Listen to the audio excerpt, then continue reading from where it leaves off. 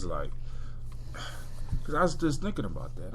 I went into a place, and it's a meadery on High Street.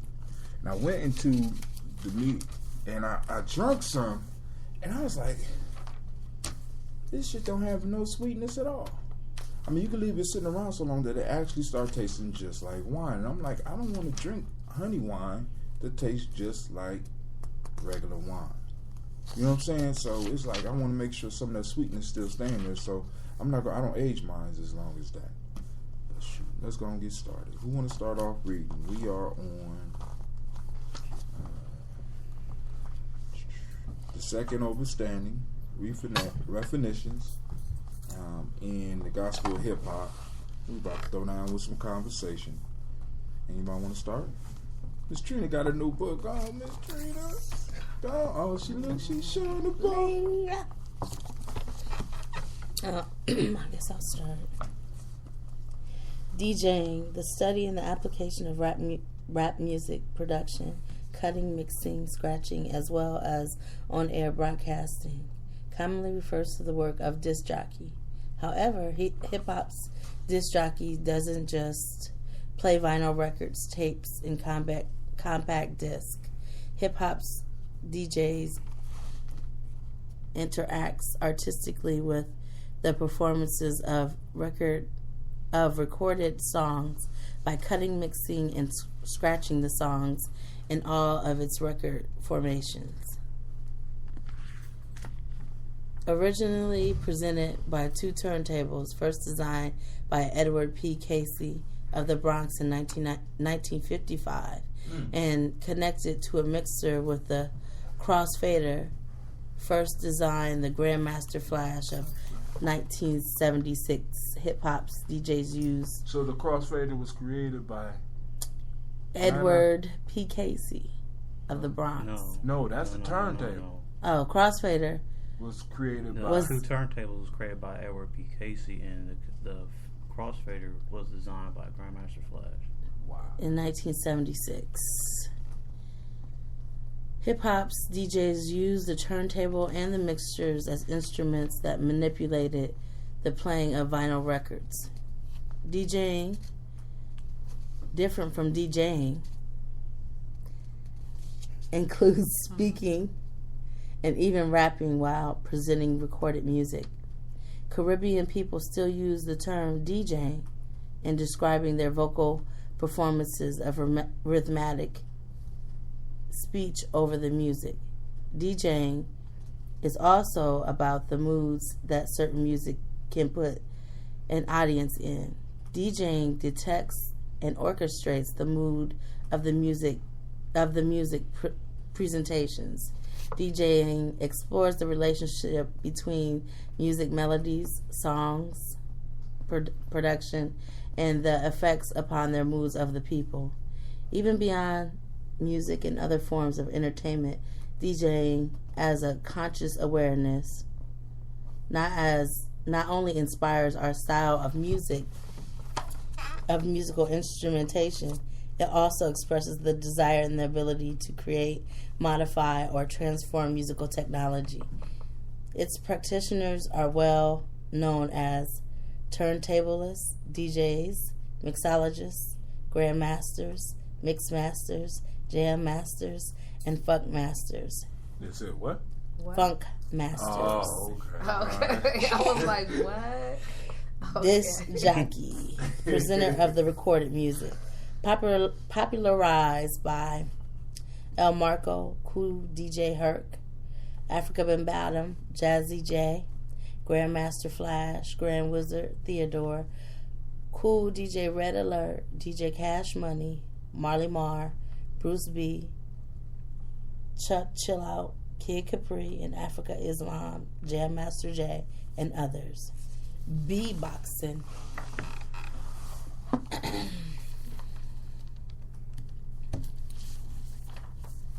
You want me to? Yeah. Beatboxing, the study and application of body, music, and body language, commonly refers to the act of creating rhythmic sounds and language with various parts of the body, particularly the throat, mouth, and hands, Its practitioners are known as human beatboxing or human orchestras. Beatboxing is all about seeing and using the body as an instrument. Earlier versions of this expression included hand bone and hand bone. However, modern beatboxing originates from the act of imitating early electronic drum machines. The early electronic drum machines were some of the original beatboxing, and to skillfully imitate them was called beatboxing. However, ancient beatboxing was the ability to imitate the sounds of nature with one's own body parts. Not only is beatboxing a form of communication, it is hip-hop's actual language. Beatboxing is also found at the genesis of human awareness. In fact, imitating the sounds of nature or one's natural environment to communicate ideas and feelings is the very beginning of human awareness, knowledge, and survival. Popularized by Dougie Fresh, Biz Markie, the Fat Boys, the original DMX, Greg Nice, Bobby McFerrin, Amanin, Click the Sufa Latin, K-Love, Rozelle, and others. Rozelle and others.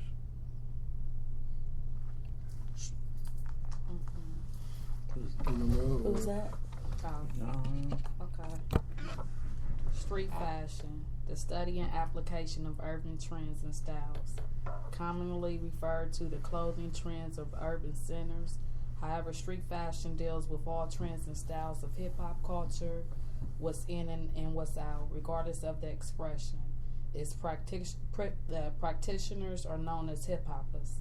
Self-expression through street fashion is an important way to present hip-hop's unique identity to the world.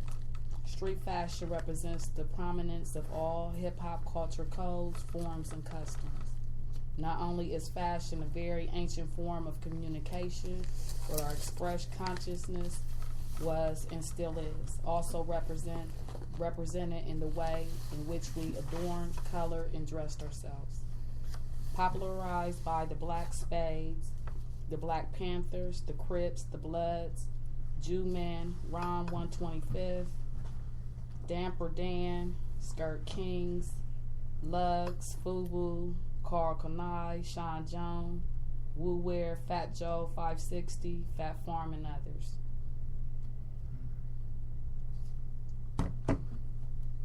Street language, the study and application of street communication, commonly referred to as Black English, urban slang, and ebonics. It is hip-hop's urban language and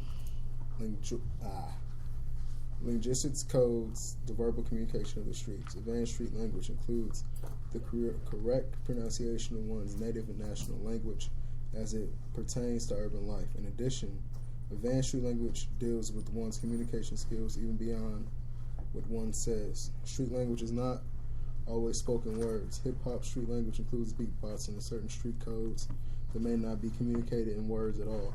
Still street language as it pertains to the spoken word and hip-hop's efforts to free itself from the confinement of standard language and externalized views of reality. English, for example, does not have enough words or definitions to describe how we hip-hoppers feel about the world. This is what makes our street slang language so important to our state of freedom. Our speech publishes to others the thoughts and precipitation of our minds. Street language helps hip-hoppers interpret their world, their way.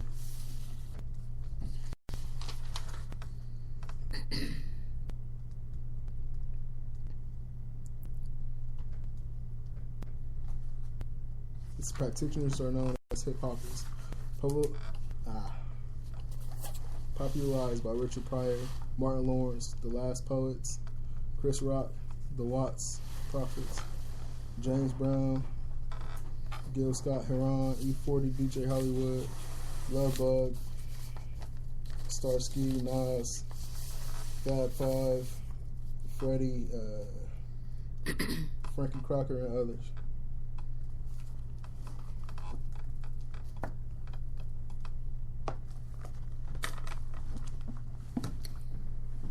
Street knowledge, the study and application of ancestral wisdom, commonly refers to the basic common sense and accumulation accumulated wisdom of urban families.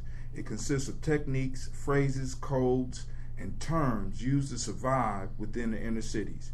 It involves the ability to reason soundly with or without the ideas or validation of the traditional academic mainstream. Street knowledge is the accumulation of hip-hop's cultural self-awareness.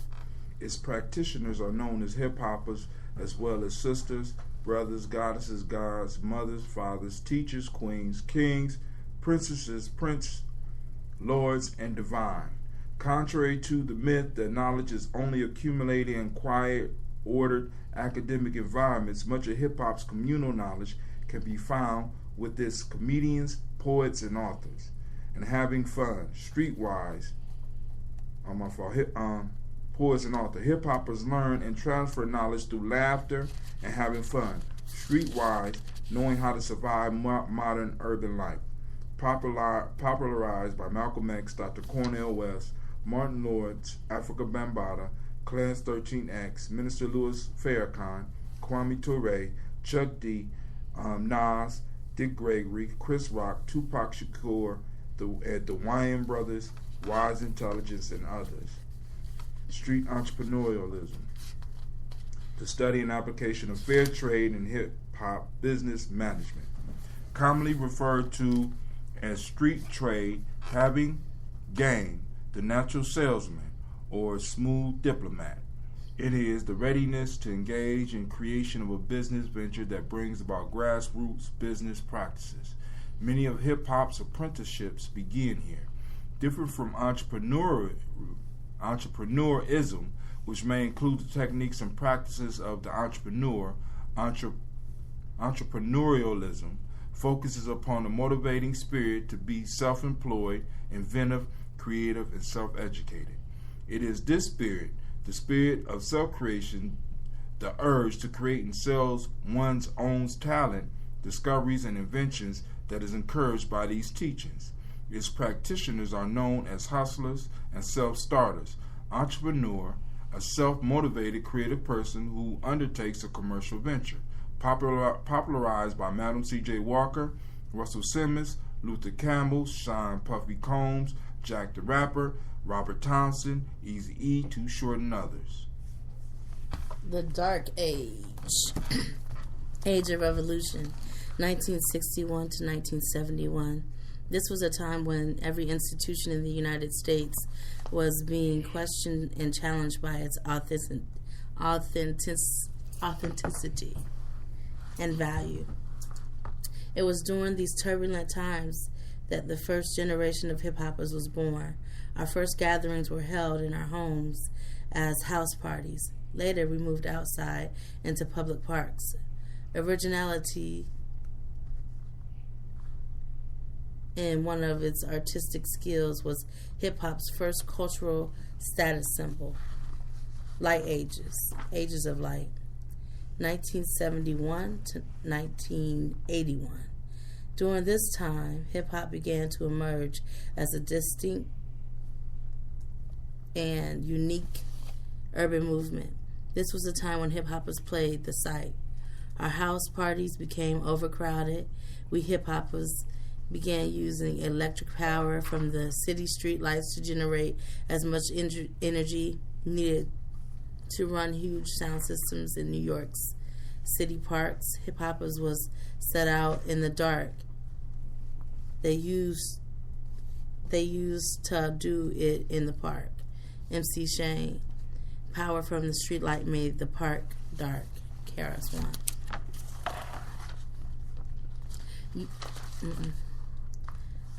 Intercepting city power was literally and symbolically one of the ways in which the hip-hop site was first expressed. The light of the street, or the awareness of the street light site, had some hip-hoppers creating community recreation by unleashing the fire hydrants on hot summer days. Some wrote their names and other messages on city subway trains and buses, while others danced for money in the downtown areas of their cities. Still others would express new fashion and language trends. At the close of this age, hip-hop began to slowly influence the American mainstream in a variety of ways. However, hip-hop communities began to want what the mainstream offered, as opposed to being satisfied with what it had already accomplished. This was an age when hip-hop realized it was unique and self-evident. There were no limits in our sights. By the middle of this age, most of our gatherings were held in public parks, nightclubs, and community centers. Those with loud sound systems and or boom boxes, large portable radios, were considered important. Self-recorded cassette tapes of DJing and NCing became hip-hop's industrial cultural status symbols. It was through the symbolic power of streetlights that we employed ourselves. The Golden Age. You got it? The Golden Age, Age of Awareness, 1981 through 1991. This was a time when hip-hop became self-aware and began to establish itself in the world. This was when most of hip-hop culture's foundation work was inspired. Many of hip-hop's cultural icons emerged during this time. The hip-hop community was still inexperienced, and many hip-hoppers were angry at the mainstream for ignoring them. Kurtis Blow would be the first MC to sign to a major recording corporation, Mercury Records. During this time, a gold album, 500,000 recordings sold. A gold jewelry became the hip-hop community's industrial and cultural status symbols. Those with gold album sales, award, and or an assortment of gold jewelry were considered large or important. During this age, some hip-hoppers remained cultural while others choose to be corporate. It was a time of great debate and image building. It was during the time that many hip-hoppers began to lose the sight. The Platinum Age, Age of Power, the Ice Age, 1991 to 2001. This was an age when the hip-hop community began to benefit from the techniques set down by those of the Golden Age. This age was influenced by a so-called war on drugs, which many said was really a war on families. Most of the artistic expressions of this era were makeovers, do-overs, remixes, rewrites, and samples. Very little originated from any of hip-hop's 9 elements during this time. Emphasis was placed upon media, ratings, sales chart positions, fame and money, which came about through the basic copying and remaking of the already popular songs, dances and street trends of the 1970s and 1980s. During this time, rap music became the dominant expression of the inner cities, influencing millions of people from a variety of ethnicities, classes, and professional occupations. It was during the Platinum Age or Ice Age that hip-hop accumulated enough wealth to independently provide for its families. A platinum album, 100 million CDs sold, and platinum jewelry became the hip-hop community status symbols. True hip-hop went underground. And even though hip-hoppers cried out for peace and unity during this age, it was the pursuit of money, power, and respect that was called the key to life. The Information Age, 2001 to 2011. In this age, hip-hop culture and all of its elements became common knowledge in the inner cities within the institutions of the world. Many hip-hoppers matured during this age, becoming aware of their spiritual natures and higher purpose as hip-hop. Many hip-hoppers raised families and productive hip-hop lifestyles. This age was influenced by a so-called war on terror. This age also experienced the moral collapse of corporate and religious institutions in America due to widespread greed, lust, and corruption. In addition, this age saw some of the worst weather in history. Whole cities and coastlines began to disappear during this age. During this time, rap music lost some of its mainstream CD selling appeal. Many argued that it was the availability of free music over the internet and bootleg mixtapes that caused rap music to lose its ability to sell like it did in previous ages. However, another perspective suggests that rap music lost some of its mainstream appeal and commercial dominance because of the irresponsible, unbalanced, and vulgar images hip-hop portrayed daily through mainstream media outlets that were controlled by 2 or 3 recording companies. as well as continuously overpriced CDs which lacked any real artistic talent.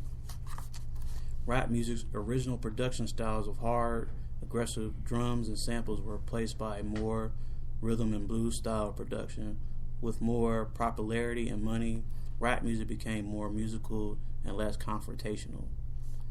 With its acceptance into the mainstream, rap music lost its rebellious street edge and thus its ability to compete in the corporate world. Diamonds became the hip-hop community's industrial and cultural status symbols, while true hip-hop became more underground and socially conscious. But the many cultural campaigns, songs, articles, and conferences that were launched by hip-hop's conscious organizations against the unbiased presentation of hip-hop to the world were largely overlooked by the mainstream. These campaigns forced many hip-hoppers to revisit their hip-hop roots, causing new ways of thinking about oneself and one's environment to manifest within the hip-hop community. This age, which was also during the completion of this first instrument, attuned hip-hoppers became well-respected political and spiritual forces for social change. Many of the mistakes made in our previous ages were corrected in this age when we became the executives, teachers, writers, politicians, athletes, actors, and technicians of the mainstream media outlets. During this time, the temple of hip-hop established itself as a legitimate hip-hop preservation society and hip-hop ministry. Never again was there no way out of sickness, hate, ignorance, and poverty for our people. Never again did we have to accept the exploitation of the mainstream just to be heard. Those hip-hoppers that stayed committed to hip-hop's original principles would be repeatedly honored in this age. However, the hip-hop community would still have to outsmart many of the counterintelligence programs launched against it. However, our victories over such challenges prove our divinity. It was during this age that the hip-hop Declaration of Peace became common knowledge, and hip-hop was declared an official international culture for peace and prosperity. It is during this age that people began to approach hip-hop more seriously, and a new age of peace began.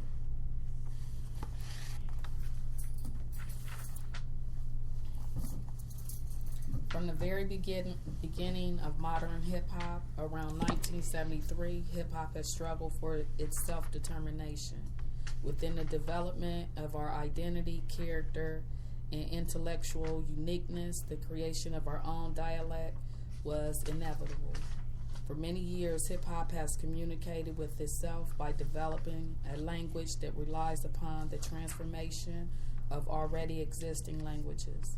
The need for an outcast wing of society to create its own system of discourse has always been felt. Slave days are a primary example. Since words were only one of the weapons for early Africans in America, a sophisticated system of code had to be developed that inverted meaning, cloaked irony, and allowed for a free and open exchange of ideals. With such free speech was not permissible, or like today, unacceptable.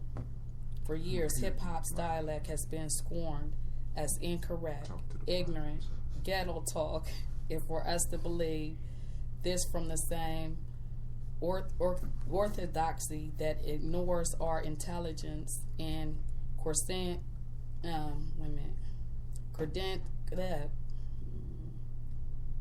condescends to our lifestyle is suicidal for us. To further understand the language of hip-hop's culture, one must avoid condemnation of the unfamiliar, that the belief that hip-hoppers have no intellectual agency in their self-expression and that of the world must be interpreted by us is unfounded. Similarly, the incredibly prejudiced notion that hip-hoppers are incapable of critical and abstract thinking, that we excel only at primary expressions like song, dance, and sport, like these two are of lesser importance, still exist in society. Albeit in a much subtle form, unfortunately, it seems to be natural for society to look down upon offshots of its language. People who speak High German look down on those who speak low. Cajun pronunciations of words like, somebody help me with this one. Punch, chart. I don't know. Which one? That this is probably German. Didn't you take German? Chart, train. What is Did it? you take German? What is that? Trina? No, I wasn't German. I ain't Oh, okay. Did you take German? Did you take German? Is these German words? Pont Chartrain. Hold on. Here we go. Oh, good luck. Good luck with that. Good luck with that. Punt, chart, train. Oh, evidently it's Charon, and Banquet. That's the only one, and evidently they're French. It's like, I did take French. I'm sorry, I'm gonna take that. Bonjour, Marie. Right there, you Bonjour, go. Brigitte. See that bastard language? Here we go. Comment These dialects are clearly breaking the rules, but the idea that a language isn't self-governing, that it needs rules to keep it in check, is absurd. Language comes first, then comes grammar. To say that a language is wrong is, what's that? Ethnocentric. Language is constantly evolving, and dictionaries of all sorts constantly change to reflect this evolution. New words are admitted into a variety of dictionaries every year, although it is interesting to note that common hip-hop phraseology is continually denied entry into many well-known dictionaries. Language is the gate. Until the Urban Dictionary. No, it's not called Urban Dictionary. What's that called? Slang Dictionary? It's called Urban Dictionary. Right. Oh, okay. Right, but then that's ever changing too, because you know you got to always add to it. Each generation has its own language. Any generation every year they're in the world. Yeah. So y'all go. Language is the gateway to culture, and the first step to killing a culture is killing its language. Word. The British pay Irish teachers not to teach Irish. Was that Gaelic? Koreans were forced to learn Japanese, Africans, Native Americans, English, etc. Language serves the internal communication of a group. In a social sense, it serves the internal communication of the dominant group. It allows a group to share pleasures, pains, dreams, and creative intelligence. It records the history of the group. It is the utterance of the culture. The problem today is not only real hip-hop lyrics, it is an actual cultural illiteracy of the part of those who criticize hip-hop's artistic expressions and language that is the problem. As a rapper, Ludacris pointed out in the Source magazine when asked about Oprah Winfrey's opinions of him as his lyrical content. They need to understand that every time people in hip-hop say bitch, we're not degrading women. They need to understand that in the language hip-hop built, some words don't always mean something negative.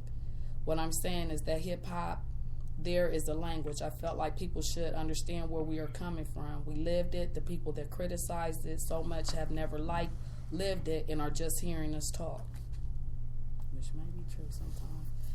Now, either you respect Ludacris as an intelligent representative of hip-hop's culture, explaining his language and content clearly for all to learn, or your own prejudice only sees Ludacris as a foul-mouthed rapper with nothing worthwhile to say or add to society. The problem seems that those who criticize hip-hop's artists' expressions are simply ignorant of hip-hop. They don't know how to interpret what they are seeing and hearing of hip-hop in mass media. Some do, but most don't. And the most that don't know of hip-hop's true meaning, purpose, intent, and history are those who criticize us in our language today. But there is also an academic silence or passiveness on our hip-hop's part when it comes to educating Americans as to what is going on with us in our culture existence. This is why the movement to teach hip-hop in its own private schools is so important. In a 1980 Reader's Digest book entitled World Power, The Entertaining Way to Enrich Your Language Skills, one of its contributors Roderick McLeish writes today, young white Americans are adopting wholesale the language of Black America. In the process, they are telling us that they identify and sympathize with the struggle of Black America to find its deserved place in our society. Meanwhile, some wonderfully articulate phases are swirling into our language. We have no premise word for lively direct communication until rapping appeared. Somebody else want to go? Yeah. What's next? Where we at? Second paragraph. I tell you, you got 131. ADHD. Huh? You got ADHD. I realize we're making history, so I try to make sure everything. Second paragraph, page 130. Yeah. Yes. Now, 131. 131, second paragraph. Most scholars are aware that words affect little without definition. All words. First. My phone. Because somebody going to want to do that. All words yield a definition or definitions, which in turn yield a graphic description between a user and a receiver. The challenge seems to be the want of our criticizers to understand what we are saying, to decipher our coded language. And so, it is not the words in their mind that need to be changed. It is the pictures that certain words create in their minds that need to be updated. They are attempting to understand the meaning of our coded words with their traditional linguistic images. Damn, I'm guilty of that. This is the challenge. Words affect very little without definitions, and definitions affect very little unless one can graphically picture it in his mind. Do you see what I'm saying? So when hip-hoppers say bitch or nigga, whatever image comes to your mind is your business. But if my friend comes to me and I say, what's up, my nigga? And the graphic description of his greeting affects my psychology in positive and productive ways, how then is our hip-hop language offensive or even degrading? This is our language, in all capital letters. However, it is within our sincere respect and love for our elders that we should consider our language and the terms we use to describe the world. At the end of the day, our most important responsibility culturally is to stay in communication with our parents and elders. Therefore, if the use of certain words creates certain graphic images and symbols in their minds, we must consider altering our language when communicating with them. They deserve our utmost respect and admiration. If we don't respect our elders, no one else will either. However, today's arguments against rap lyrics by others outside of our community imply that we are not allowed to define our world. That's conversation right there. Or the world for ourselves, our way. Such arguments imply that we, hip-hop, are not allowed to give our own definitions and interpretations of the material world in which we live. As I listen to the criticisms against rap lyrics, I can't help but to feel that the whole debate over rap lyrics stem from an emotional base and not from a logical base. Logically, to imply that we are disrespecting ourselves and our heritage as if we are not ourselves and our heritage stinks with the stench of prejudice and arrogance on the criticizer's part. Hip-hop is treated as if it just came out of nowhere. From the very beginning of hip-hop in the late 1970s, we were always treated like aliens or outsiders who had to fend for themselves by being criticized along the way. The sad thing, though, is that outsiders are not studied or taken seriously at all, even if they are your children. Without studying our culture and language, you cannot critique our culture and language. I'm sure the whole material world is offensive and threatening to those who remain ignorant of it. But that doesn't mean that one must remain ignorant. Those who don't know criticize because they don't know. Those who know don't need to criticize, they know. So for those who don't know, or for those who are like, or for those who act like they don't know, or allow me to say explicitly, hip-hop itself is not a violent music genre that degrades women and promotes illegal activity. These events are the products and effects of corporate marketing in an entertainment arena. However, it is still interesting to note how other music genres get to enjoy a certain immunity from the fantasy of their poetry, no matter how graphic, while rappers are held accountable for the fantasies of their poetry. Everyone agrees and understands that other music genres are simply telling a story using metaphors and symbols when telling their graphic tales, even when those tales are true, but hip-hop doesn't seem to enjoy such an understanding. If a rhythm and blues artist, singer, sings a song that implies adultery, betrayal, and deceit between husband and wife, as an example, the R&B singer is not questioned about the content of her lyrics. It is basically understood that the R&B singer is performing and that the lyrics to the songs as well as the performance of the song may not be real. It's an act, it's entertainment. An R&B singer can sing about cheating on his wife, as an example, and then be seen at the supermarket with his wife and children, and no one will associate the R&B singer lyrical content with the actual character of the man that sings the song. But anything a rapper says, she is expected to actually live. And this rule is even understood amongst hip-hoppers. This is what separates hip-hop from every other major music genre on earth. It's a bit unfair, but such unfairness has its advantages.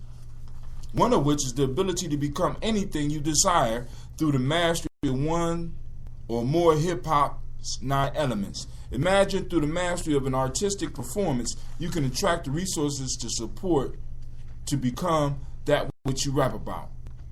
Different from every other music genre on earth, hip-hop's magical elements actualize the character and intentions of the performance. This is why we are also burdened with the biased opinions that our lyrics have real effects on people and environments, while other styles of entertainment simply do not. And there is some truth to this. However, to label hip-hop violent or misogynist is again one-sided and unscholarly, because the very criticism against hip-hop should operate in 2 ways. On one hand, if hip-hop's violent graphic gangster performances transform the performer into a violent graphic hip-hop gangster in the eyes of the public, then hip-hop enlightened revolutionary consciousness performance should transform those same performers into enlightened and revolutionary conscious hip-hop leaders in the eyes of the same public. But this is not the case. We are acknowledged publicly for our negative influence, but our positive influences go unnoticed, unacknowledged, and unappreciated by our critics. That's why the core of hip-hop populace doesn't care what these outsiders have to say about a cultural movement they don't know and care little about. For the first time in a long time, a social movement, hip-hop, has emerged that sidesteps the conventional method and means of achieving social success, prestige, and mainstream access. And such a movement does it in its own unapologetic way. This is the real problem. This is the real threat.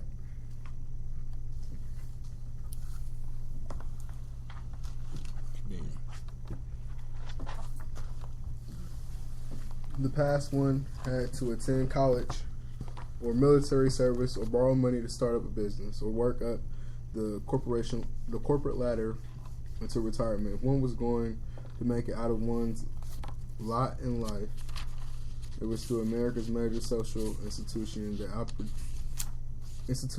opportunity was found, and when those institutions began to deteriorate, the need of the people fell upon hip-hop's artists upsurge in the 1980s and 1990s. Hip-hop may have remained just as great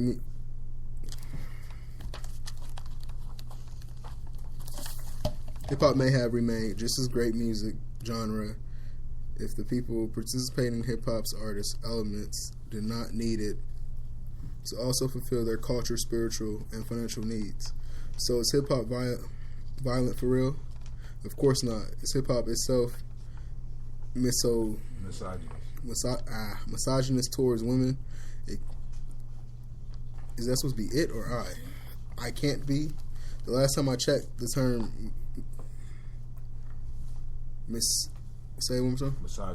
misogynist meant the hatred of women by men. Hip-hop is not misogynist towards women. Hip hop does not hate women. I can't. Hip hop is made up of women. It was women who taught us men how to be the men that we are. In fact, male hip hoppers naturally blindly love and wildly lust after hip hop women. A bit too much. Hate, no lust. Yes, respect always. Hip hoppers know that as men, the disrespecting of women is unnatural to our being. Hip hop is an urban behavior that has saved millions of urban people from the collapse of American social institutions and the corporations. Prevalent throughout America's corporate communities, we hip hoppers are trying to survive and escape the collapse of America's institutions just like everyone else. As Dr. Cornel West has pointed out, the basic aim of hip hop music are therefore to provide playful entertainment and serious art for the ritual of young people, to forge new ways of escaping social misery, and to explore novels responses from meaning and feeling in a market-driven world. When I hear hip hop complain about rap's music, lyrical content, I tend to ask them, so what rappers do you like? Most people can't go into it that far, because if you could compare and critique rappers with the knowledge of their history and style, nothing one rapper says will offend you. You would know how to critique the hip-hop event happening before you. The problem is that mainstream America is ignorant of hip-hop, because when it first emerged, mainstream America only sought to exploit hip-hop, not understand it. To understand hip-hop, you would have had to respect the people you were engaging, not use them as products. And the same rings true today. The last time I checked, the term violent meant deadly physical force, violence. Behavior involving physical force intended to hurt, damage, or kill someone or something. Legally, violence is the unlawful exercise of playful force, physical force, or intimidation by the exhibition of sure force. In most social circles, violence has to do with physical force. So are rap lyrics violent? Can they be? Can a lyric that is said in an entertainment setting and or over an entertainment medium actually be violent? Lyrics are not physical, or are they? I always thought that art and property were exactly the arenas where ideas and images controversial to mainstream society were expressed. Art and poetry, in my mind, are exactly the arenas to explore the otherwise inexpressible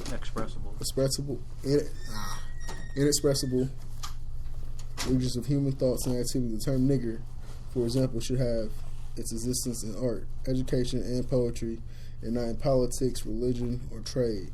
And violence and obscenity are not explored in art and or education. Where should they be explored? Violence and... You want to start there? Yeah, I'll start. Violence and obscene behavior are simply American entertainment. In many ways, they should remain American entertainment. Violence and or obscenity should be anywhere in the public arena.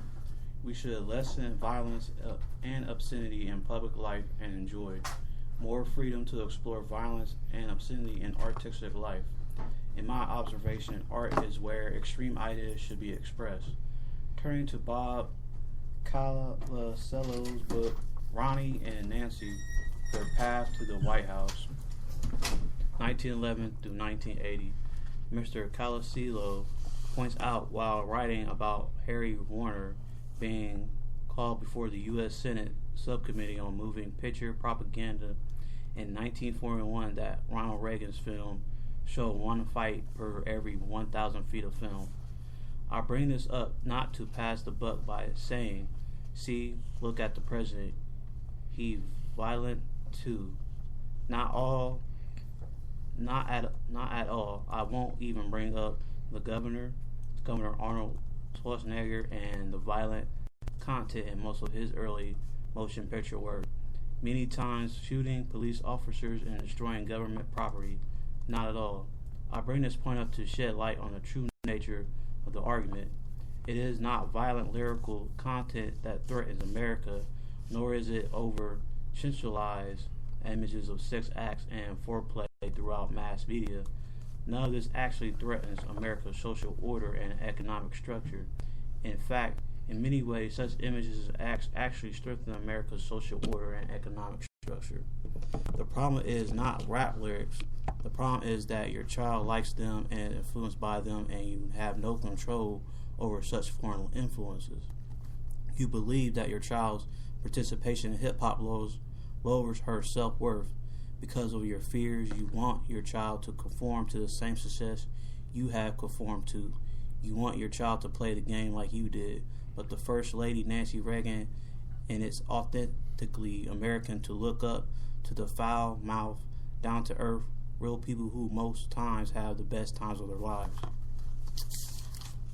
We all want to be like the rebel, the outsider, the outcast, the one not to mess with. Is this attitude not authentically American? The state of Texas makes it clear in this state motto, "Don't mess with Texas."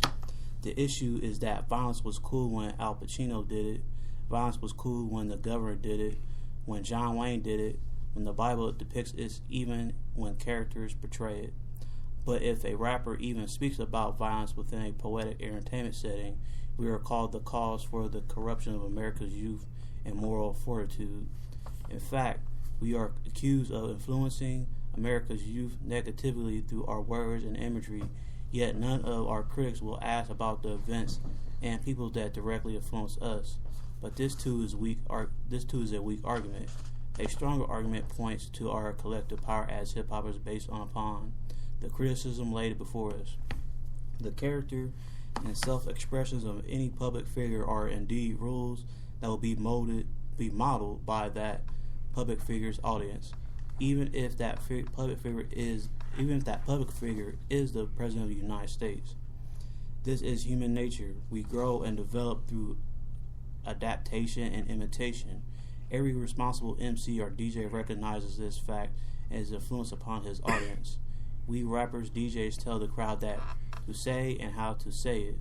They wear what we wear, they drink what we drink, and they watch what we watch on television and elsewhere. Our audiences repeat what we tell them to. So how are we or any other public figure not to be held accountable for our own self-expression? However, we are told to be held accountable, then let us also seize the power that comes with the accountability. If the world's youth are listening to and following hip-hop's culture and arts, then why are we not taken more seriously as the world's leaders, even beyond artistry and entertainment? Sort of like the path of President Ronald Reagan. If we hip hop have that much influence over the children of the United States, then hip hop needs to be advising the president and governing America's inner cities.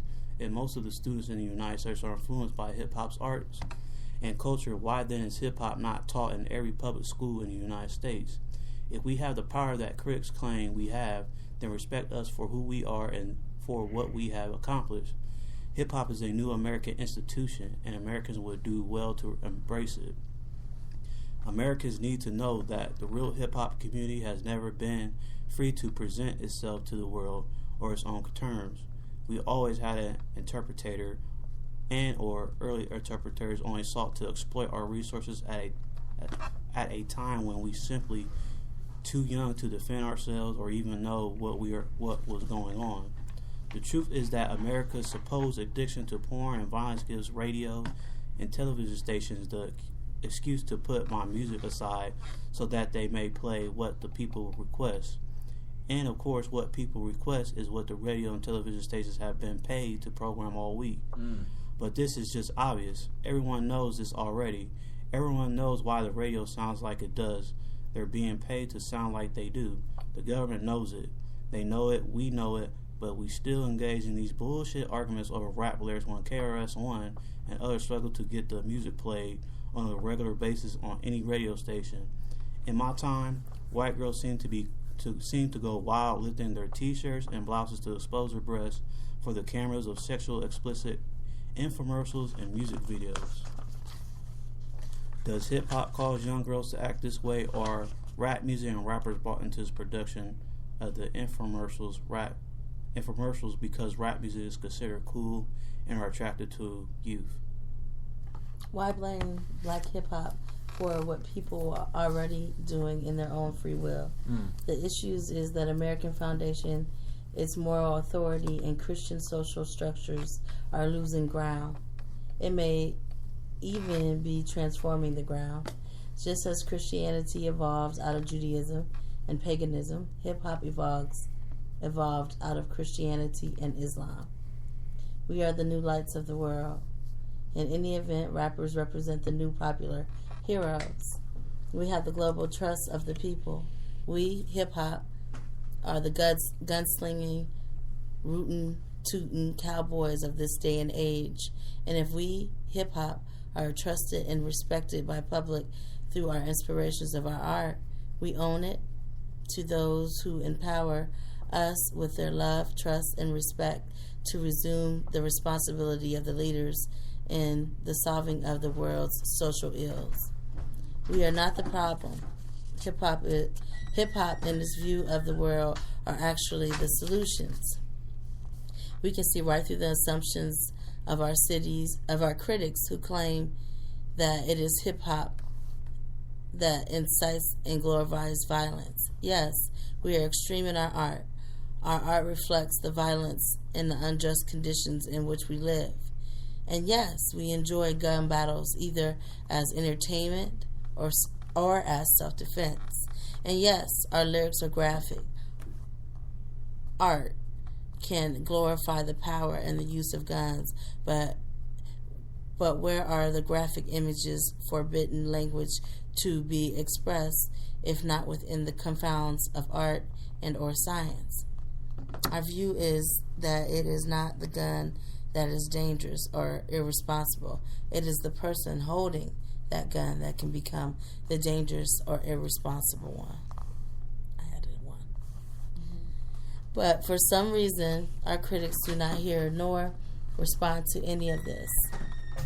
They know what the real is. They know the statistics just as we do. But still, hip-hop is blamed for what is already occurring in the world and our individual communities. The truth is so obvious and so accessible to anyone who wants to know that some of us, even wearing such statistics as designer fashion statements, as the clothing company Siphon has pointed out on the back of one of their popular hoodies worn by hip-hoppers in my time, every minute someone is killed by a firearm. The graphic on this upper back and pull-over hoodie continued. Each year, an estimated 500,000 people will die worldwide from small arms. About 300,000 people in wars. And coup d'etat. Yeah, coup d'etat. And other conflicts, and 200,000 people in homicides, suicides, unintentional shootings, and shootings by the police. In the same minute in which someone dies from armed violence, 15 new arms are manufactured for sale. There are nearly 640 million small arms in the world today, and that's one for every 10 people. The total value of the combined arms sales by the top 100 arms producing companies in the world is about $236 billion per year. $236 billion per year? Damn. This total is roughly equal to the combined national output of the 61 lowest income countries in the world. Of the 100 arms manufacturers, 38 are based in the United States. Do the math. The only group who win arm struggles are the arm manufacturers. This and other similar clothing statements are what many hip hoppers wear in my time. It should be wore. And this is what is common knowledge in our communities, even as our critics blame us for violence we were born into. We must evolve past the level of immaturity. It is now obvious that we must mature past our own self-destruction and assist the world towards peace, goodwill, and towards all. As specialized social group, we must become self-directed. In fact, our immaturity and incapacity to use our own intelligence without the guidance of others will be the only thing capable of holding us back. Our own survival depends upon the continued maturities. Sisters, brothers, mothers, and fathers, let us begin writing a new history in the world. Let us tell a new story about ourselves to the world. Our activities today is the origin of hip-hop's history and heritage tomorrow. Be conscious of this always. These are the definitions for the Temple of Hip Hop's committed members. However, it must be emphasized that hip hop is a continuously growing culture, so your comprehension of this understanding is bound to grow as well. Such terms and codes are designed to organize and raise the self-worth of those who love hip hop and may reach hip hop for a living. There it is.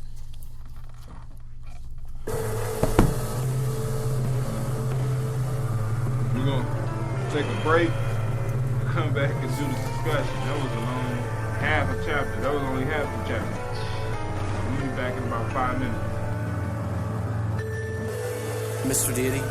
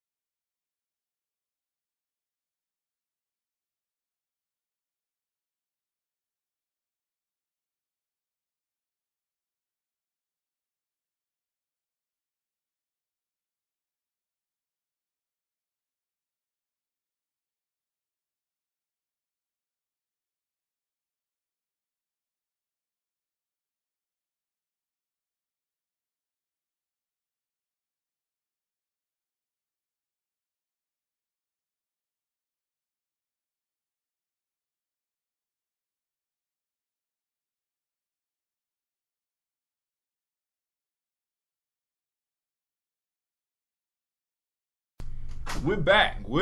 This is Brother Hatim. You on Giami Journey Radio. I'm speaking loud because I'm in a group. So, of course, you know you got this Giami Journey Radio. Productions, where I strive to blow up your old paradigm. So now we're going to do our little discussion around what we was reading. Anything stick out for anybody? Anything that you want to hit on?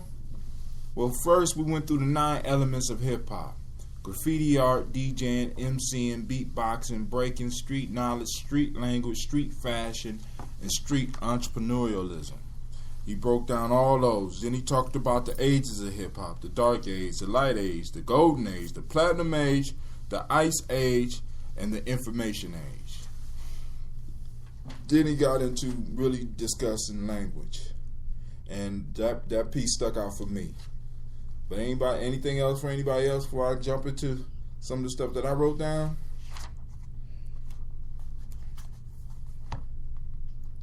You can go first.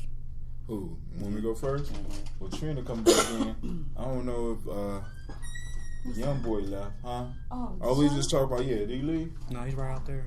Okay. He's out there on the desk. phone. All right.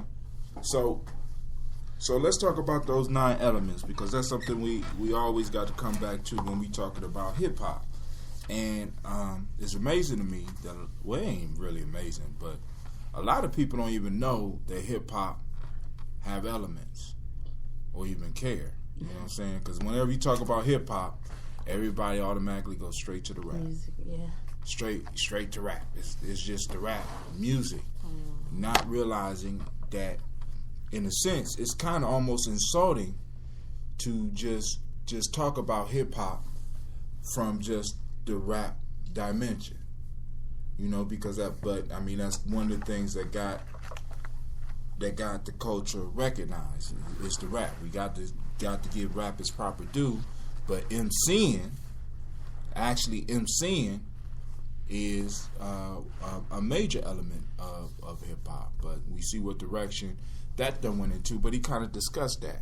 And what I was asking everybody before you walked in, Trina, was it anything in particular that you wanted that stuck out to you that we was reading about that you might want to discuss?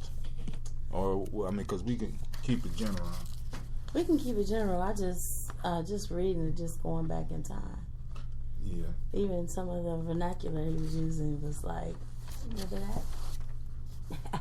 He do a nice job of tying different concepts, because I heard Ronald Reagan mentioned and stuff, and but one of the pieces that really stuck out is how hip hop artists, or MCs in particular, are held responsible for everything that they say, and that caused me problems when I was younger, because I used to love a movie called Scarface, and Al Pacino was never really called to task for taking that role as Scarface like an MC is for their lyrics. You know what I'm saying? Or the Godfather trilogy. You know what I'm saying?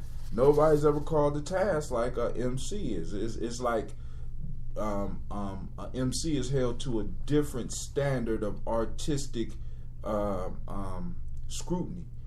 Well, if you think about it, it's a comparison to me, maybe because they had a power of the spoken word. It's like your pastor.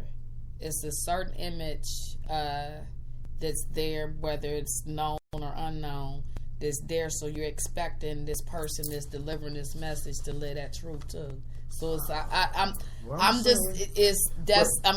people, I don't think that they say it. How? Well, if then that goes back to his question. If we are here responsible for all the negative things, why aren't the on the same token the positive aspects of some of the MCs being applauded, or that power being attributed to them? Like Kendrick Lamar got a new piece out, or KRS-One been putting stuff out for years, and only amongst those that really listen to the music do we even realize that this piece is going on. But we all know about, like, for example, you putting a rapper on a pedestal with a pastor. You know what I'm saying? Where I said I gave my life to Jesus and everything I do is supposed to be right. But then you holding somebody who comes straight from the street to the same moral code that you will hold a pastor to. But yet R. Kelly did a whole, did he have a song called In the Closet, he had a whole damn TV show about this whole closet piece, and nobody, you know what I'm saying, where is outrage about that? We got country singers talking about all types of crazy shit. You know what I'm saying? You got to sit down and really listen to it. They telling the story, but why don't they hold to the same standard then? I think as along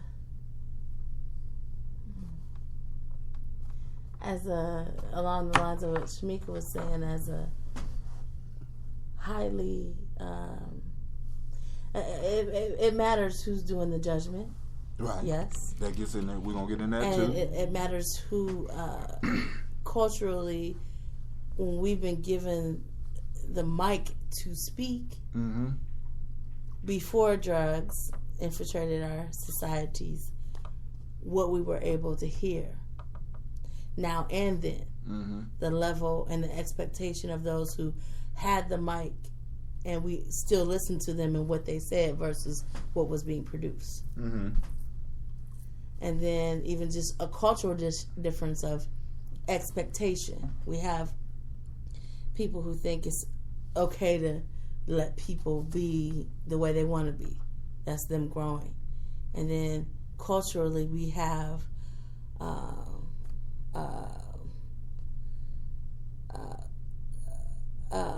or we could just use the morality. We hold ourselves to a different standard. And I think we should because of who we are. Well, all right, cool. Then let's define the standard so that everybody can understand it.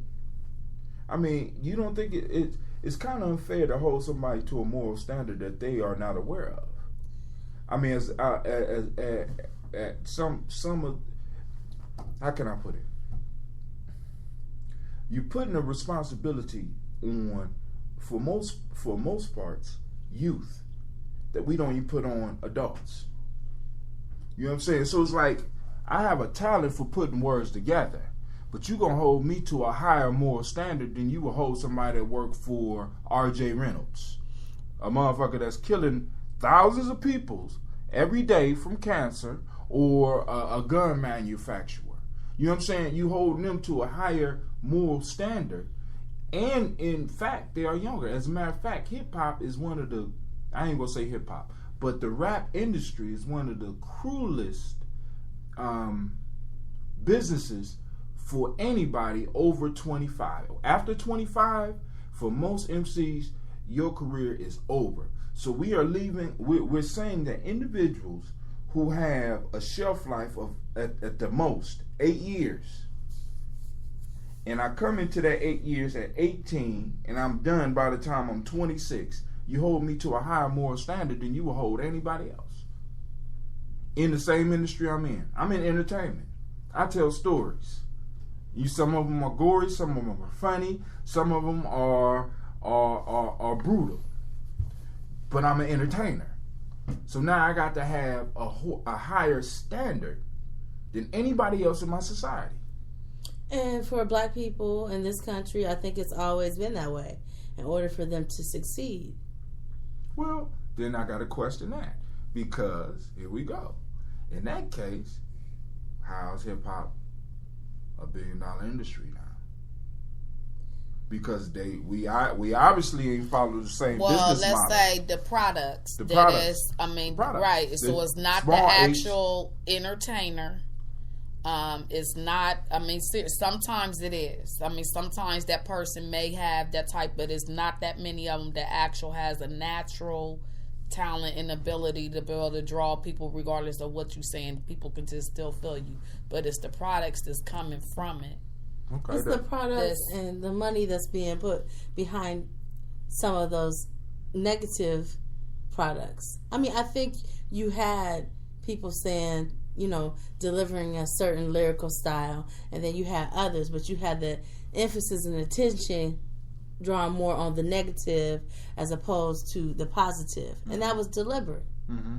I mean, and that was by the manufacturers of hip hop, right. Not necessarily the artists. So there was maybe a balance there where you could pick or choose. But I think the problem becomes when the one was chosen over the other, and then it was scrutinized over the negative versus the positive, just because on the airwaves you heard more of the negative versus the positive. All right. So then they talked about the rest of the elements and the importance of them, the graffiti, the DJing. All these fell to the back. Graffiti, DJing, the beatboxing, breaking, which is making a large comeback if it ever fell off. You know what I'm saying? And because of YouTube, man. The street knowledge, street language, street fashion, and street entrepreneurialism.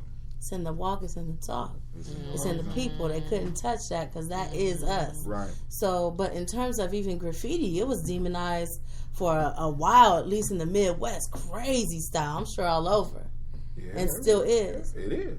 And then you see all of a sudden you got these sterile, paint this way, block this way. Right. Supposed murals. Right. As opposed to graffitis. Right. Graffiti. And then now, to me, people's their graffiti is going to the body now. I mean, might not be a mural. I'm utilizing my artistic expression on the body now. This tattooing is. I mean, do you have? I mean, seriously, that. That's hot. That's where it went to. That's it evolving. Yeah, because there's some dope artists out there, some dope body artists, man. Because I got me some tattoos. I'm thinking about getting me some more. You right. I mean, some of them are. That's where you had to take it to in order to still be. I mean, be able to be you. Right. So then he got real strong into the ages, and I went through all those ages. The dark age, the light age, the golden age, the platinum age, the ice age, and now the information age.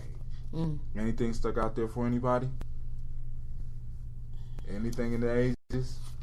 I don't know. I'm like Trina when she was saying it took you back. Right. And just walked you reflected, through it. Right. Y'all remember actually where we are right anybody now. Anybody old enough to remember the house parties? Yeah. See, whatever happened to them, man? Whatever happened to those? South Shore Drive. It's unsafe now. With somebody, see, that's where you lose your respect. But it was never really safe. Was it ever really safe? Yes, it was. It was safe because it was communal. I'm gonna say it was such a magical time as opposed to. I hear this brother all the time talking about people getting together. It wasn't nothing. Where are we going? I'll come through. And all of a sudden, you had your B-boys, you had your MC, you had your people that just loved and appreciated the music and the art and that synergy, that energy that was created amongst y'all being together and just living this life, appreciate and build and being on this plane. But I'm just saying, was it ever really safe? It was safe. Was. I mean, I don't even think it wasn't even. We didn't even feel like. I mean, seriously, no, that's what it's like.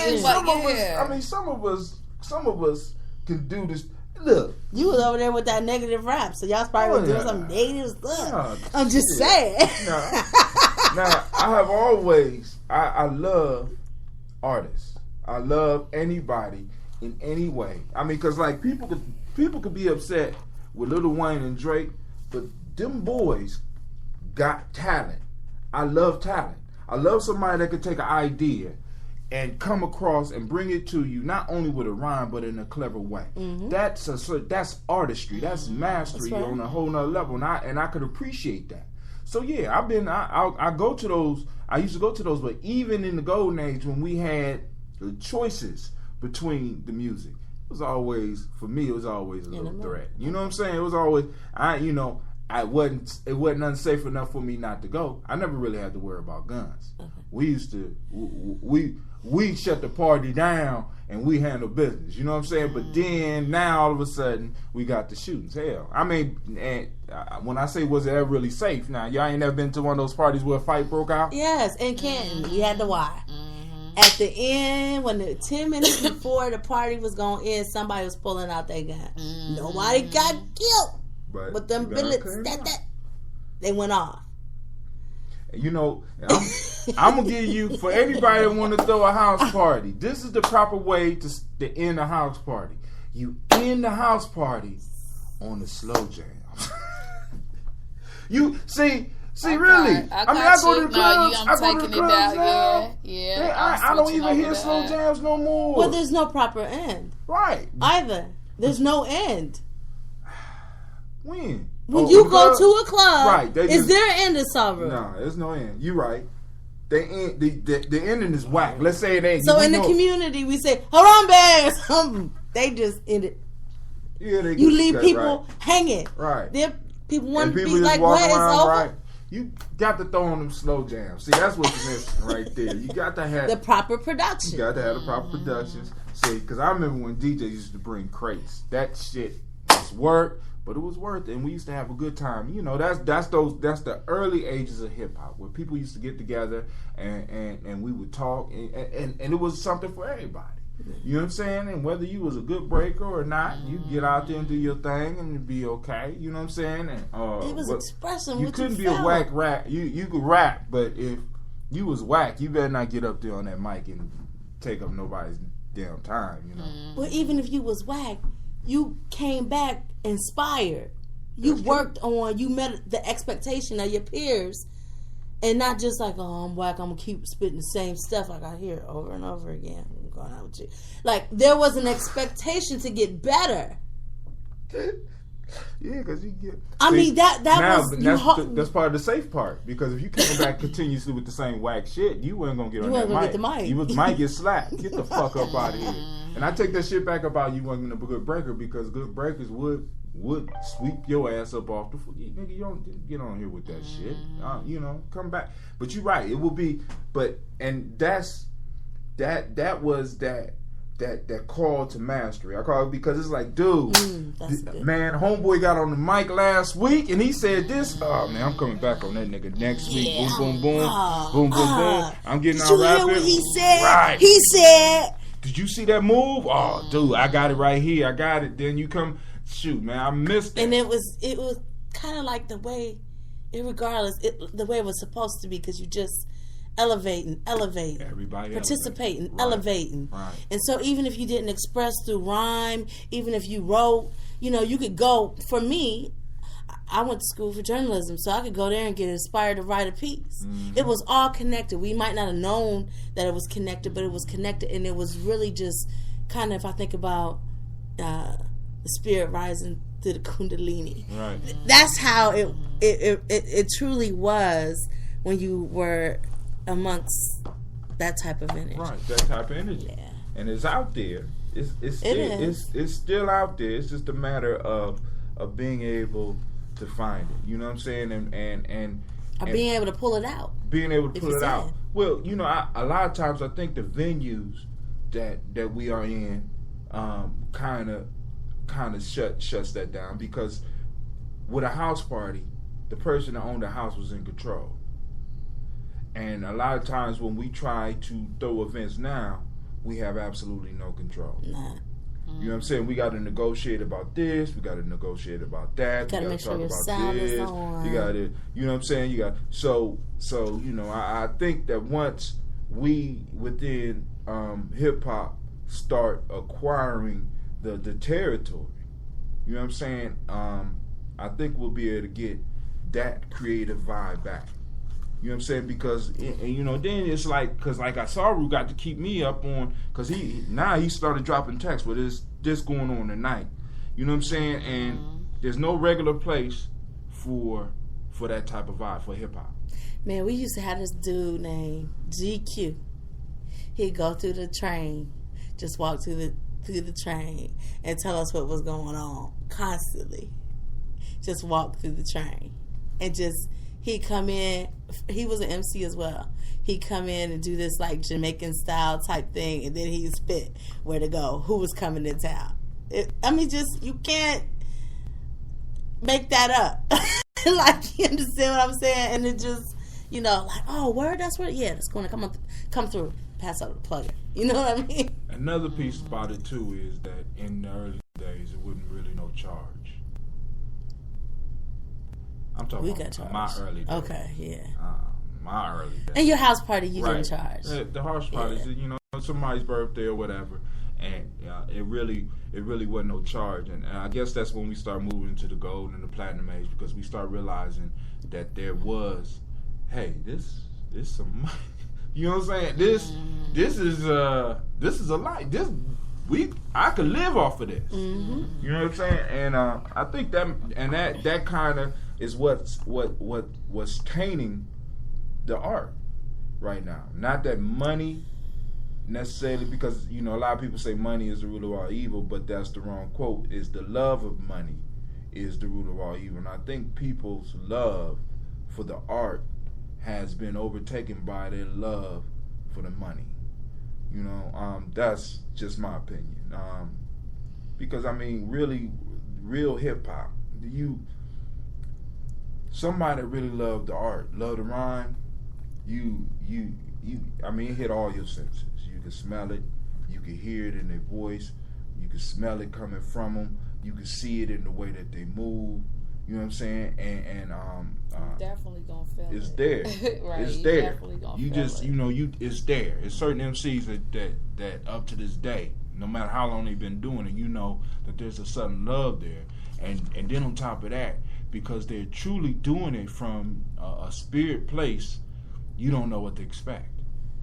You know what I'm saying? I seen KRS-One perform live before, and that shit was just ridiculous. Bananas. That shit was ridiculous. What I love about his shows is how he stops music, and then he just teaches like in between. That's what he used to do. The teacher, But I think when you lose control of the production, that's where it goes all bad. And I'm not for, especially in this day and age, free everything, because people don't respect free. Yeah, we don't respect free. So it has to be something in between. Because it was free. Right. They had shit else to do. I'm tearing this motherfucker up. But so it's definitely a thin line. But I do recognize that it is still around. When you meet an artist that's dope, regardless of what they saying, they dope. And you have to respect it. And I respect it. You have to respect it. Even the museum of art that we have here, it's whack. But some of the pieces that I see around the city are not. Mm-hmm.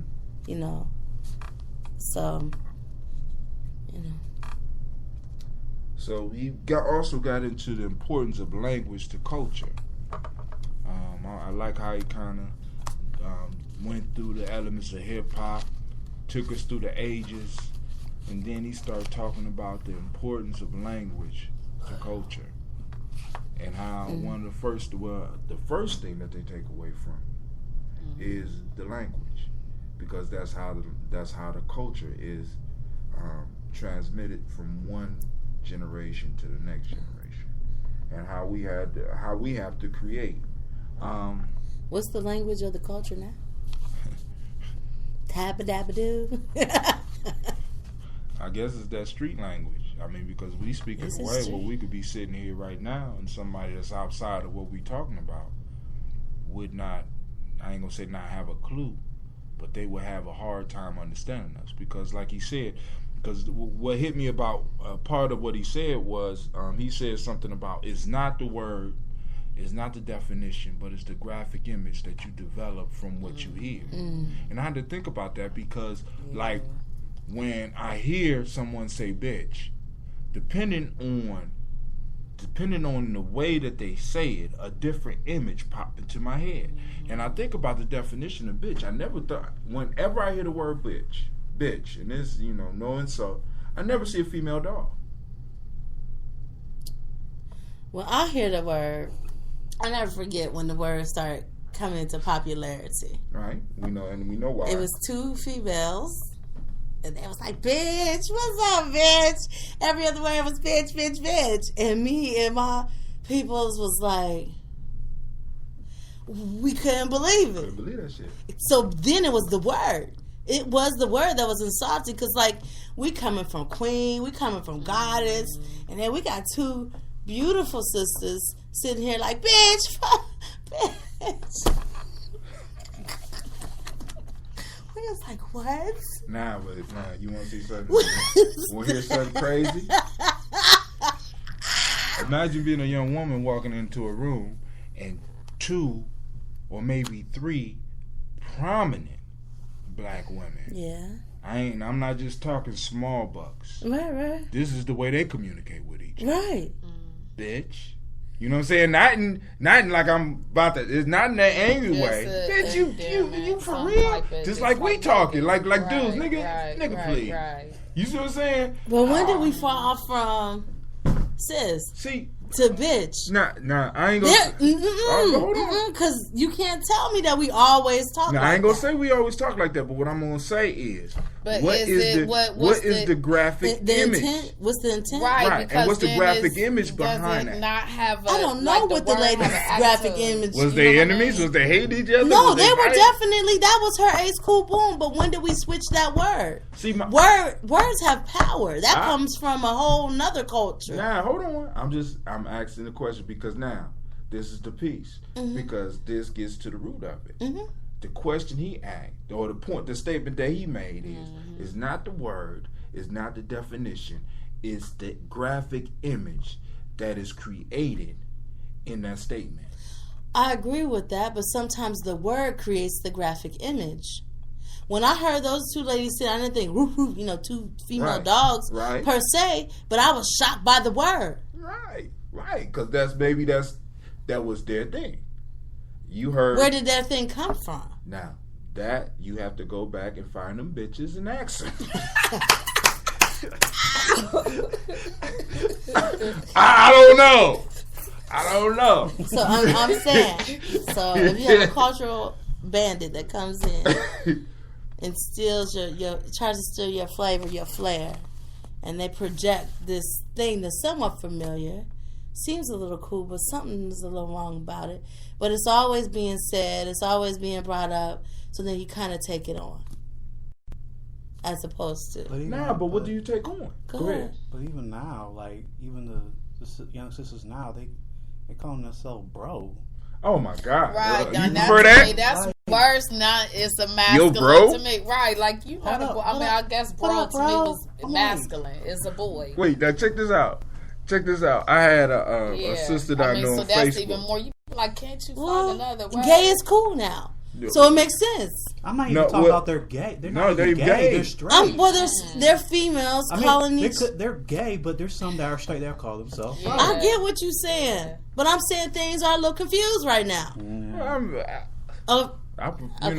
Okay. See, because and then what we gotta and then what's happening is we got to realize like generational shifts, and that happening every 20 years now. Now, I don't know how much older or how much younger you were than those sisters that you saw doing it, or maybe y'all was the same age. But each generation... They was a little younger. Okay. So each generation develops their own words of endearment. You know, like when I'm saying nigga to somebody, to people older than me, it's like scratching on the... Right. It's not, right. But then again, see, because this is what's crazy. Because I hear a lot of my elders getting on me about that, right? Yeah. Then they'll turn around and put on a Richard Pryor album and say Richard Pryor is the greatest comedian of all time, but this is the nigga that basically made nigga popular. Yeah, and where did it come from? Who?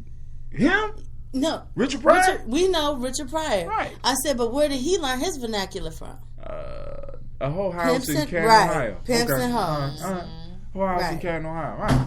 But he wasn't up, but hold on. He from Ohio somewhere. Get out of here. I keep on telling y'all don't. He got a son here in Columbus. Y'all don't, I mean, people don't even understand. This is off the point. We don't even understand the impact that the Midwest has had on this, the world. All this, not just, but on hip hop in particular. But now, going back to Richard Pryor wasn't the only one saying nigga, and it wasn't just the pimps and the prostitutes saying nigga. He was taking something that was happening in our community, right, in our communities, in private, and he brought it in front of the world, and he never brought the word nigger.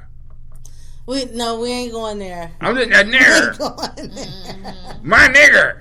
You know, we ain't going he brought we all know. Right. See, but this is the piece. This is the point for me.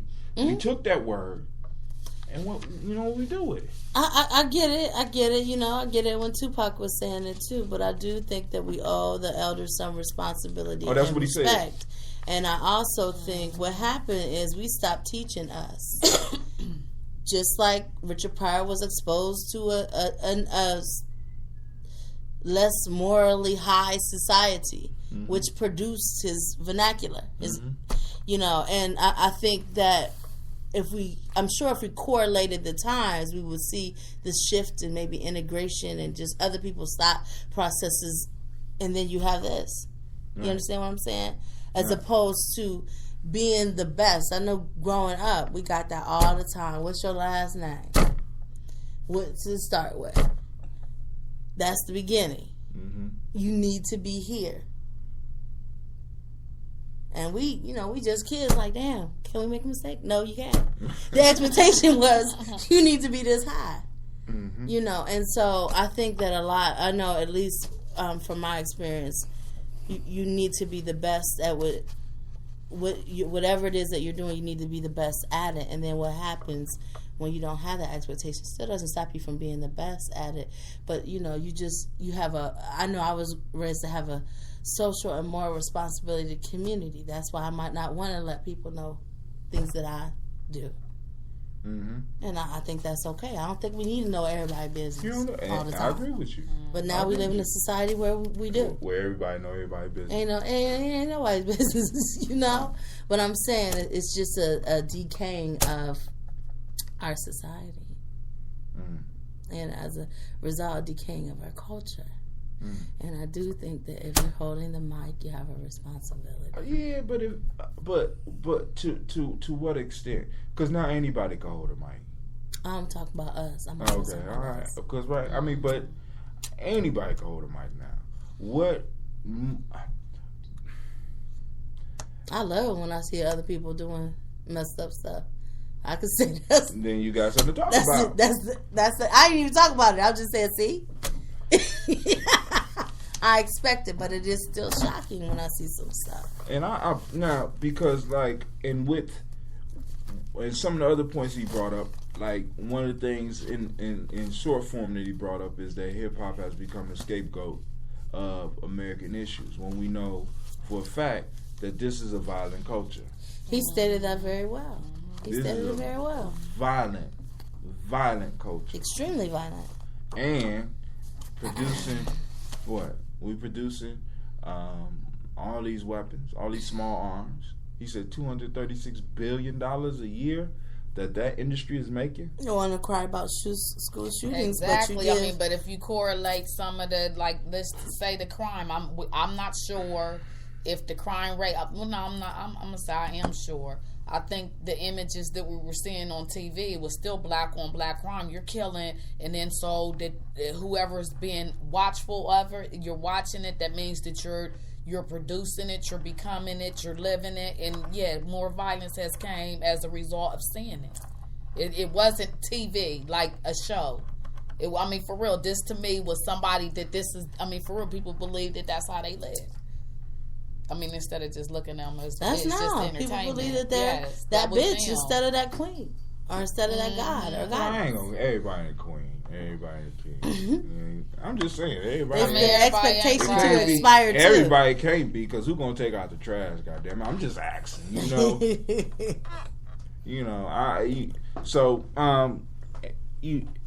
That was a good chapter. I thought.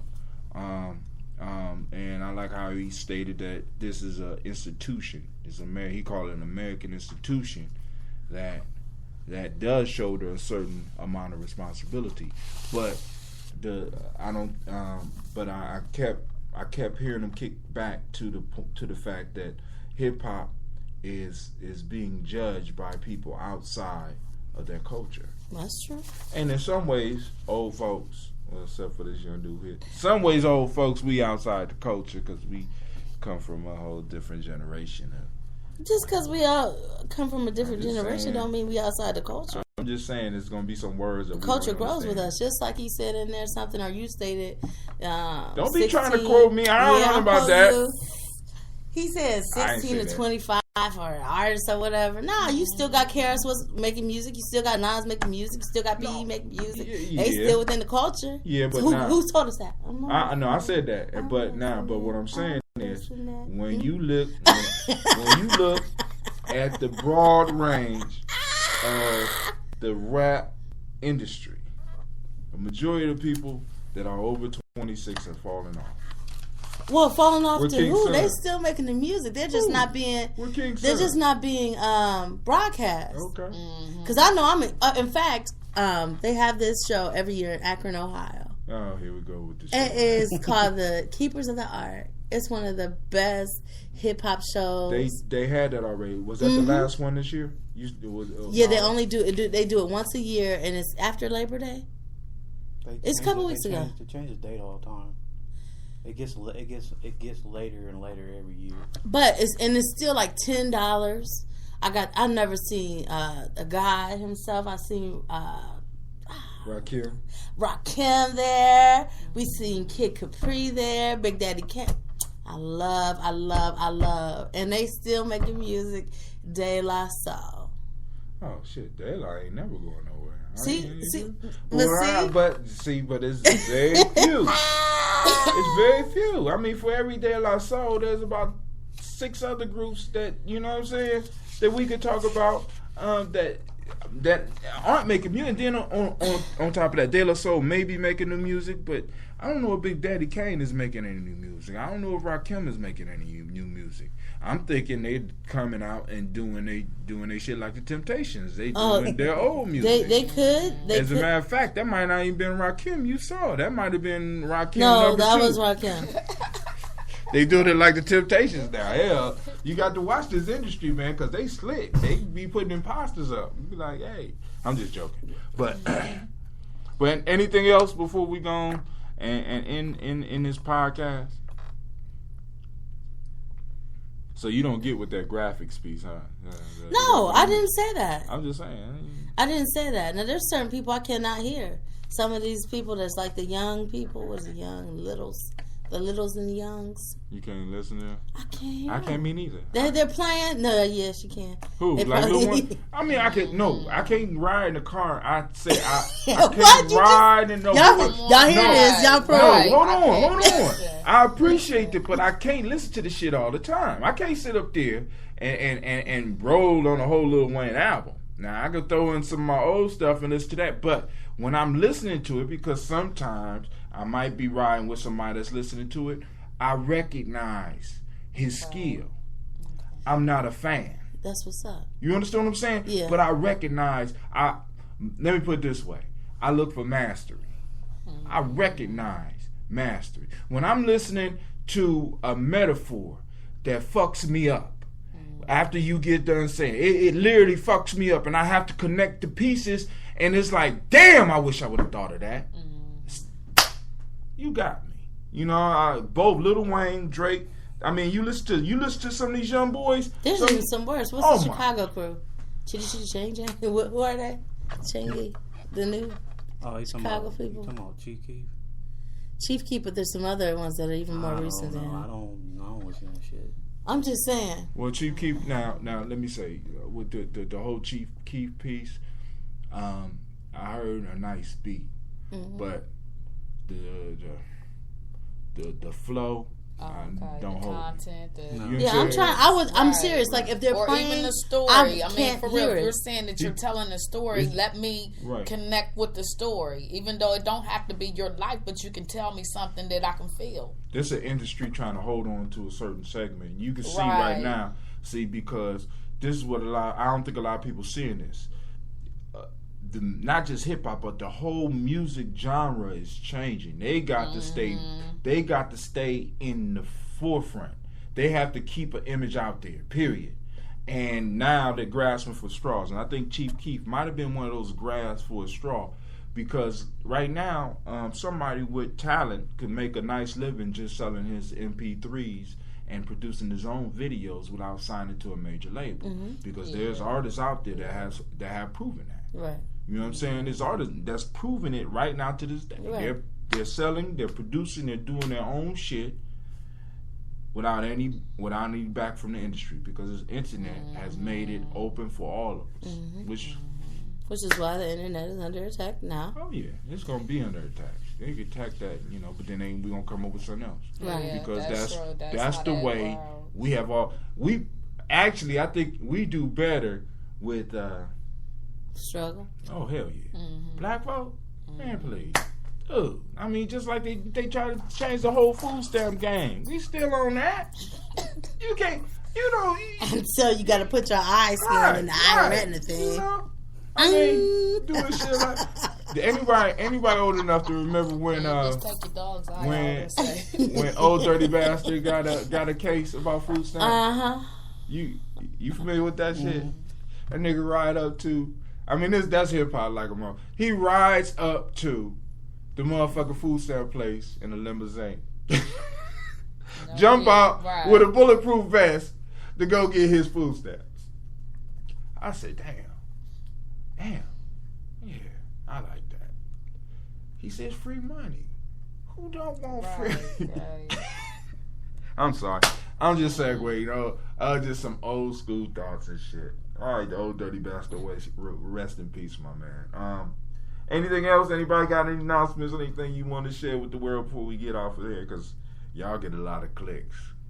We're going to have about 70 clicks before tomorrow. So anybody got anything they want to say? Want to holler at any of your bitches and niggas and shit?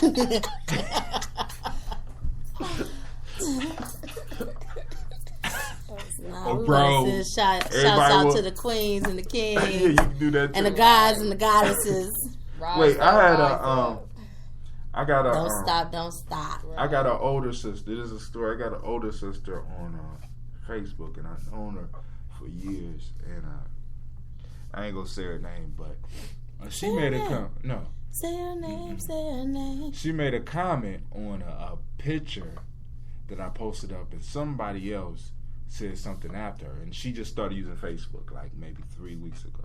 And so I go, rather than put at, I put at, it had his name, and I said, bruh, blah, blah, blah.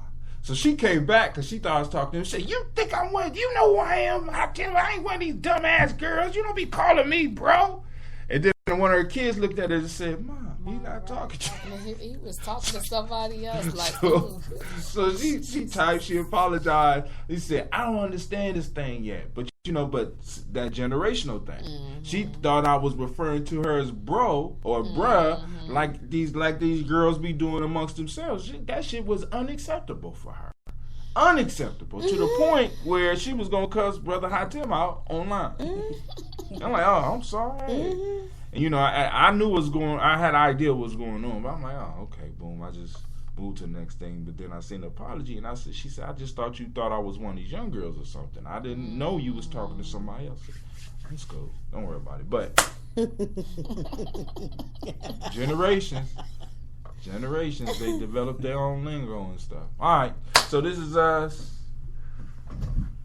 Study Group. This is Jeremy Journey Radio. The heart of civilization. We strive to blow up the old paradigm. Peace. SRS. There you go. See, that's what you're supposed to shout out. Of course, Negro. But who know what? Do they know what SRS means? They will. Okay. I'm gonna cut it off.